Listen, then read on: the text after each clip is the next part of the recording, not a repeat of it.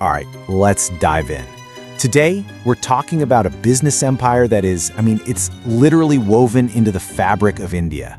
And we're going to unpack the story of how this 150-year-old giant, which was right on the brink of collapse, pulled off one of the most incredible comebacks in modern business history. So get this, back in 2018, Tata Motors, the car-making arm of the group, posted this absolutely staggering one-time loss. We're talking almost 28,000 crore rupees. Now, to put that into perspective for you, that was the biggest quarterly loss in Indian corporate history, ever. For a name like Tata, which is so tied to the nation's industry, this wasn't just a bad quarter, no, this was a full-blown crisis. So the big question is, how on earth did they go from a historic loss, to posting record profits just a few years later? Well, to really get that, we've got to go way back. I'm talking back to the very beginning. Because believe it or not, the seeds of this incredible comeback were actually planted more than 150 years ago. All right, Section 1, Forging a Nation's Industry. And it all starts with the vision of one man, Jamsetji Tata. Picture this, it's 1868. We're in the middle of the British Raj. A young guy, Jamsetji, starts a small trading company with what was then just 21,000 rupees. But here's the thing, his vision was so much bigger than just, buying and selling stuff. He was thinking about building the entire industrial backbone for an India that he believed would one day be independent. So Jamsetji wasn't just building random businesses. He was laying a foundation, brick by brick, for a self-sufficient India. He had this vision of 4 key pillars that the nation absolutely had to have. First, a world-class hotel, that's the Taj, to bring people to India. Second, a massive steel plant for manufacturing. Third, a hydroelectric plant to provide power. And fourth, a top-tier university to foster knowledge. It was a complete ecosystem. Now, this is where it gets really interesting. Jamsetji's vision wasn't just about factories and power plants. It was also about people. He introduced employee benefits that were, for the time, completely revolutionary. I'm talking pension funds, medical aid, stuff that was basically unheard of, not just in India, but pretty much anywhere in the world. His whole philosophy, which was way ahead of its time, was simple. If you value your workers, they'll be productive. Simple as that.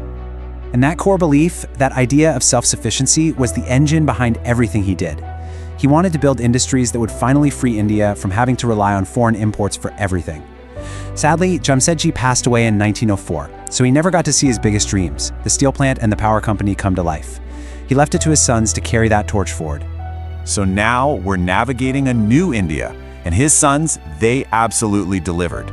Led by JRD Tata, they made their father's vision a reality, setting up Tata Steel in 1907 and Tata Power just a few years later in 1910. But the world was changing fast, and the next generation of leadership, under the legendary JRD Tata, was about to face a completely different India with a whole new set of challenges. JRD Tata was a force of nature. He was a passionate pilot. In fact, he flew the first flight for his own airline, and a total visionary. Under his leadership, the group exploded from just 14 companies to a whopping 95. He pushed into all these new areas that were absolutely crucial for a newly developing nation. We're talking chemicals, cars, and even cosmetics with Lakme, creating products for a whole new generation of Indian consumers. And really, nothing captures the challenges of that time better than the story of Air India. This was JRD's baby, his pride and joy. It was a world-class airline, famous for its incredible service. But then, in 1953, the government nationalized it, just took it over. It was a huge setback, and it was a really stark lesson in just how tough it was to grow a private business in India's socialist-leaning economy back then. Okay, let's fast forward a bit. We're now in 1991, a pivotal year. JRD passes the torch to Ratan Tata, and this happens at the exact moment India's economy is opening up to the rest of the world for the very first time. Now, this was a double-edged sword. On one hand, a massive opportunity. On the other, a huge threat, with powerful foreign companies ready to rush in. Ratan Tata's game plan was incredibly bold. He realized that to survive globalization, Tata couldn't just play defense. It had to become a globalizer itself. So the company went on this massive international shopping spree. They bought up iconic brands like Tetley Tea, the European steel giant Chorus, and of course Jaguar and Land Rover. And look, the goal here wasn't just to collect famous names. It was a strategic masterstroke to get their hands on advanced technology, sophisticated supply chains, and instant access to global markets. This is what turned Tata from an Indian giant into a genuine global powerhouse. But, not everything they touched turned to gold. Take the Tata Nano. The vision behind it was amazing, truly noble. Create an affordable car to get families off of unsafe scooters and into a proper vehicle. But it ended up being a commercial disaster. And it taught the company a really tough but valuable lesson about consumer psychology. See, in a country like India, a car isn't just transport. It's a huge status symbol. And it turns out, nobody wants to be seen driving the world's cheapest car. And that brings us right back to where we started, the turnaround blueprint. So, you've got these big international acquisitions like Jaguar Land Rover that are just hemorrhaging cash, domestic sales are weak. So how did Tata Motors pull itself back from that 28,000 crore rupee hole and stage this legendary comeback? The answer, and this is just brilliant, was an engineering and business strategy called the platform strategy. Okay, so what is that? Think of a car's platform like its skeleton. It's the underlying foundation, the core structure, where the engine goes, where the suspension connects. It's the base that everything else is built on top of. So here's the magic. Instead of designing every single car from the ground up, which is super expensive and time-consuming, Tata's engineers started sharing these core components across a bunch of different models. So the steering system for a hatchback, hey, let's use that on a small sedan too.